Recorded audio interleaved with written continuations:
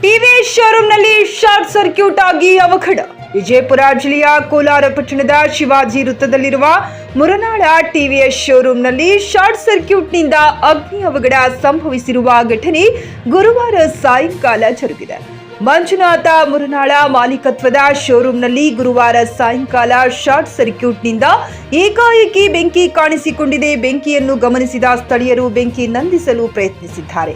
ಅಗ್ನಿ ನಿಯಂತ್ರಣಕ್ಕೆ ಬಾರದೆ ವ್ಯಾಪಿಸದೆ ಕೂಡಲೇ ಶೋರೂಮ್ ಮಾಲೀಕರು ಹಾಗೂ ಸ್ಥಳೀಯರು ಒಳಗಿದ್ದ ವಾಹನಗಳನ್ನು ಹೊರತೆಗೆದಿದ್ದಾರೆ.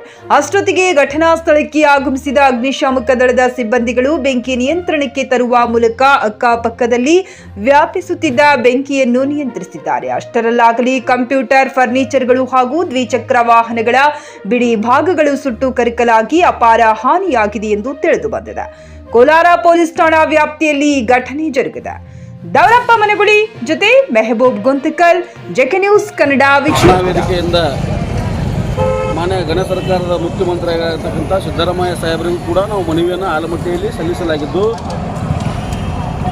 ಈ ಭಾಗದಲ್ಲಿ ಕೋಲಾರ ತಾಲೂಕು ನೂತನವಾಗಿ ತಾಲೂಕು ಆಗಿರುವುದರಿಂದ ಈ ಭಾಗದಲ್ಲಿ ಕಬ್ಬಿಗೆ ಮತ್ತು ಕೆಲವೊಂದಿಷ್ಟು ಮನೆಗಳು ಬ್ಲಾಸ್ಟ್ ಆಗಿದ್ದಾವೆ, ಗ್ಯಾಸಿಂದ ಸ್ಫೋಟಗೊಂಡಿದ್ದಾವೆ, ಒಬ್ಬರ ಬಂಗಾರ ಅಂಗಡಿ ಸ್ಫೋಟಗೊಂಡದ. ಮತ್ತು ಈಗ ಈ ಒಂದು TVS ಶೋರೂಮ್ ಕೂಡ ಇದು ಒಂದು ಕೂಡ ಬ್ಲಾಸ್ಟ್ ಆಗಿದ್ದು, ಯಾವ ಥರ ಆಗಿದೆ ಏನಾಗಿದೆ ಅದನ್ನು ಅಧಿಕಾರಿಗಳು ಸೂಕ್ತವಾಗಿ ಕ್ರಮ ತಗೋತಾರೆ. ಶಾರ್ಟ್ ಸರ್ಕ್ಯೂಟಿಂದ ಆಗಿದೆ ಅಂತ ನಮಗೆ ಗೊತ್ತಿದ್ದು ಮಾತದ.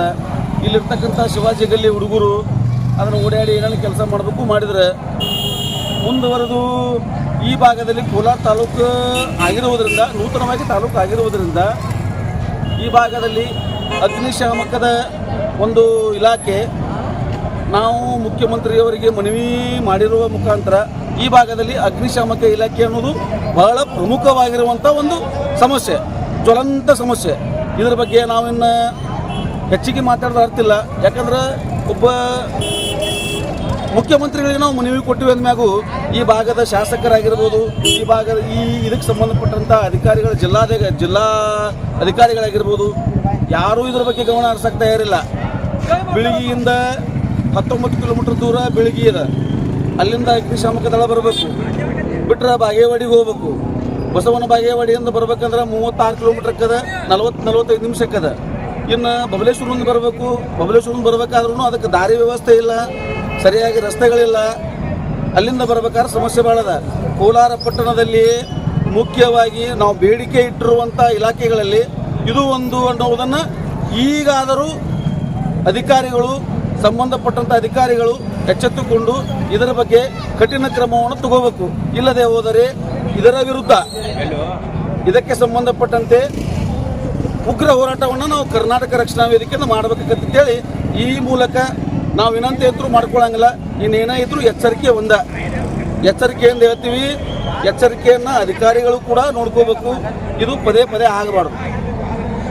ರವಿ ಗೋಳಸಂಗಿ, ಕರ್ನಾಟಕ ರಕ್ಷಣಾ ವೇದಿಕೆ ಉಸ್ತುವಾರಿ. ಗ್ರಾಹಕರ ಸ್ಯಾಟಿಸ್ಫ್ಯಾಕ್ಷನ್ ನಲ್ಲಿ ನಂಬರ್ 1 ತೃಪ್ತಿ ದರದಾಯಕ ಶೋರೂಮ್ ನಿಮ್ಮ SP TVS ಶೋರೂಮ್ ನಿಮಗಾಗಿ ತಂದಿದೆ ಹೊಸ ಮಾಡೆಲ್ಗಳ ಹೊಸ ಬೈಕ್ಗಳು. ರೈತರಿಗಾಗಿ ಅನುಕೂಲವಾಗಿರುವ ಸೂಪರ್ ಎಕ್ಸೆಲ್ ಕೂಡ ಲಭ್ಯ. ಹಾಗಿದ್ರೆ ಹಿಂದೆ ಭೇಟಿ ನೀಡಿ SP TVS ಶೋರೂಮ್ ಮಾಲೀಕರು ಲೋಕೇಶ್ RG. ಹೆಚ್ಚಿನ ಮಾಹಿತಿಗಾಗಿ ಸಂಪರ್ಕಿಸಿ 8494951009. ನಾಗಲಕ್ಷ್ಮಿ ದಾಬಾ ಹತ್ತಿರ, ಗುಲ್ಬರ್ಗಾ ರೋಡ್, ಹುಮ್ನಾಬಾದ್ನಲ್ಲಿ 24x7 ಸೇವೆ ಸಲ್ಲಿಸುತ್ತಿರುವ ಮಕ್ಕಳ ಹೈಟೆಕ್ ಗಗನ್ ಆಸ್ಪತ್ರೆ.